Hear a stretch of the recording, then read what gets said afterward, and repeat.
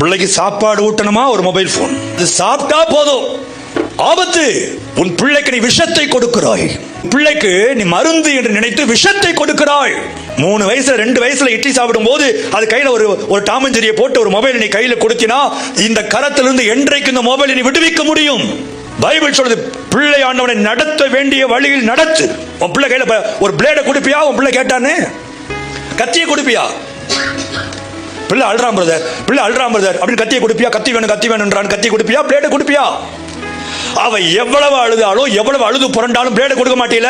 அந்த அறிவு இருக்குல்ல, அந்த பிளேட விட பயங்கரமான பாய்சனஸ் வெப்பன் திஸ் மொபைல்.